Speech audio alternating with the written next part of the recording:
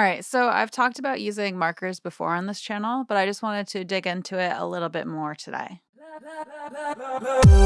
So I'm going to kind of do this like a list. It's not a comprehensive list by any means, but we're just going to chat about some things about markers that you may or may not know. All right, so let's start with the basics, how to create a marker. You can either hit enter on your numeric keypad. So I hit enter twice, it'll make a marker for me. You can also go to the little plus icon over here if you have your markers ruler displaying. So if you don't have your markers ruler displaying, just make sure it's checked off here in this drop down.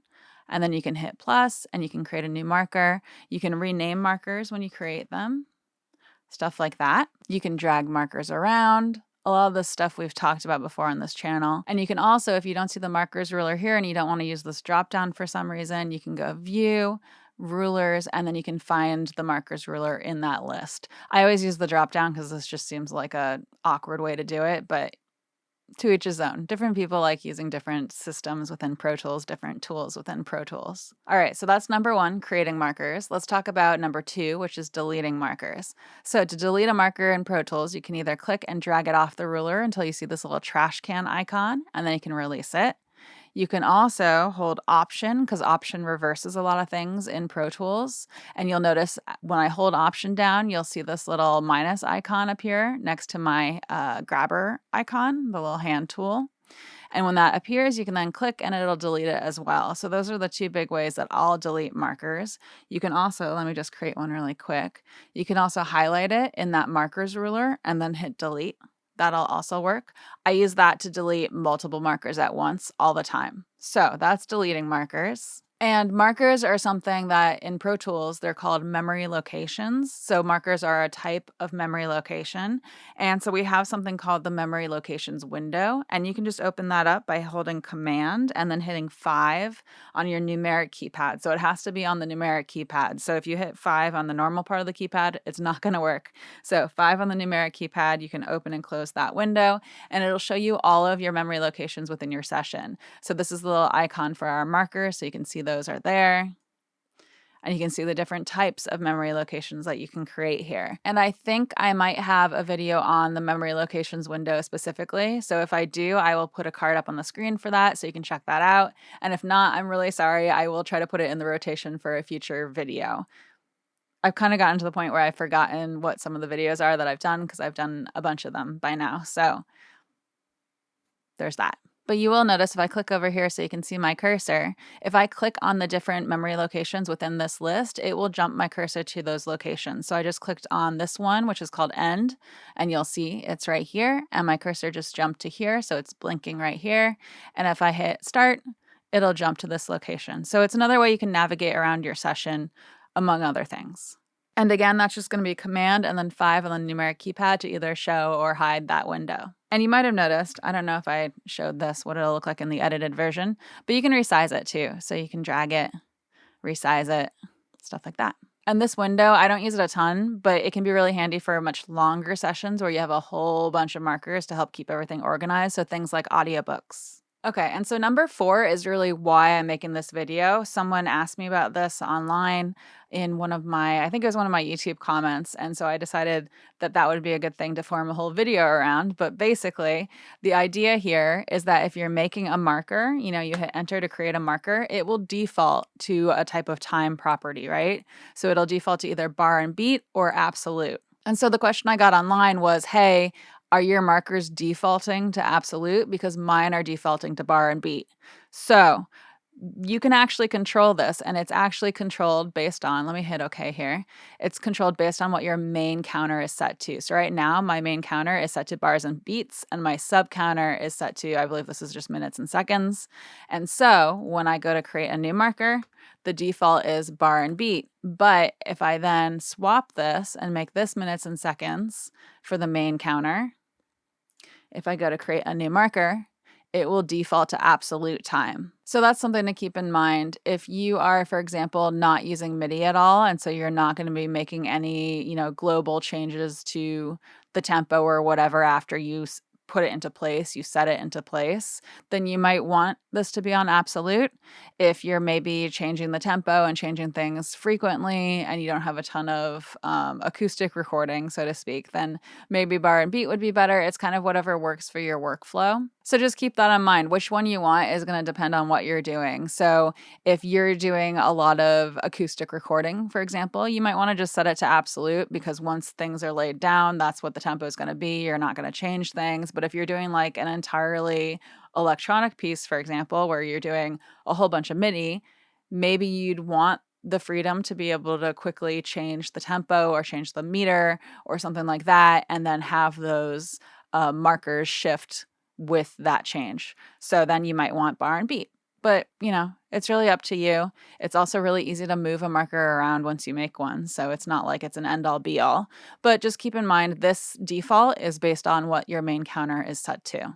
Okay, so that was the new and exciting fact that I wanted to make sure that we covered in this video. Another thing that I really like is how you can jump to a marker really quickly in Pro Tools. So I have this marker here.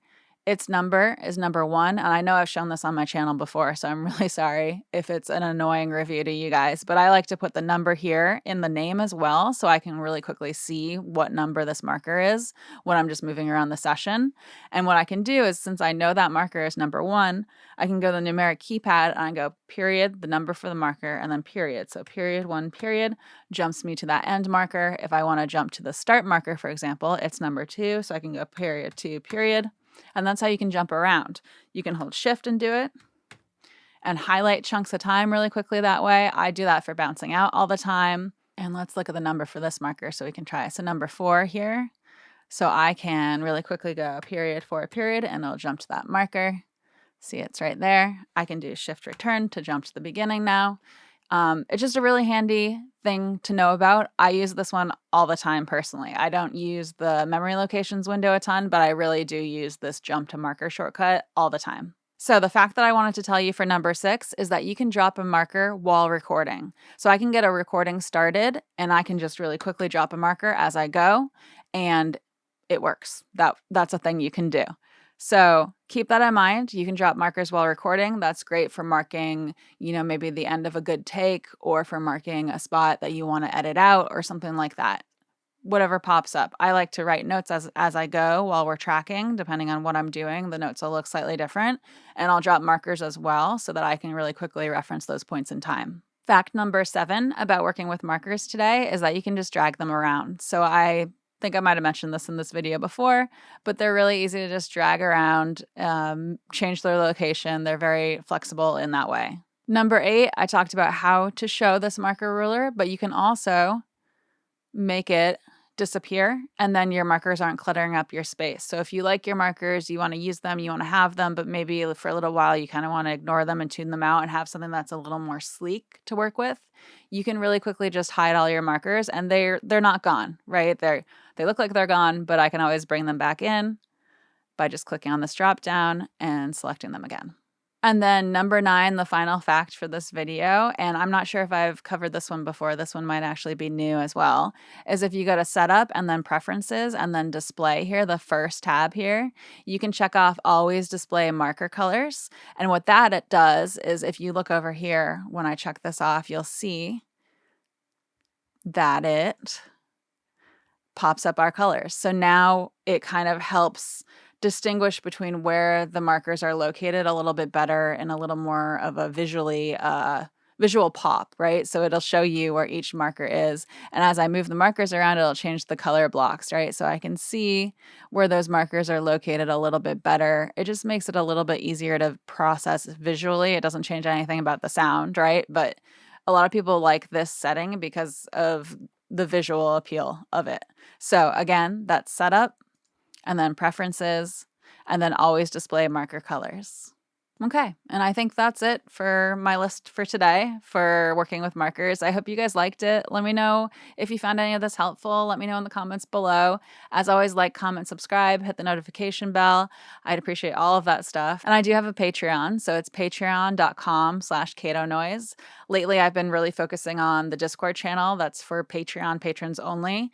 And then my patrons also get early release videos, some additional content on my website. Sometimes I'll post sessions with these videos that I've mentioned those before in some of these videos, so you might know about it. But basically, there's some extra exciting stuff on my Patreon. So if you want to check that out, you want to help support my channel and get some of that stuff, then please feel free to check that out. It's patreon.com/CatoNoise. And other than that, I come out with new videos every Wednesday, and thank you so much for hanging out. Okay. And I have a Patreon, so it's, wow, I said that word, a Patreon. Okay, I had a bit of a nerd attack recently, and I ordered these, okay, so they're like the little envelope, and then these little checkout cards. I don't know if you can see them. It's like the ones they have at the library, and you just you put the card in the envelope, and then you put it in your book. And so I'm doing this with all of my books, all of my office books, so I can like loan them out to people if someone's like, hey, I want to get better at music theory. That one happens a lot because a lot of people, haven't studied music theory formally yet. I can loan out my textbooks to them or what have you, and I'll have a little card so I can know who has my book. And I kind of just like how it's like this cute little organized library feel. So I'm really excited about it. But I started doing that. I started using my label maker. This is how nerdy I am right now.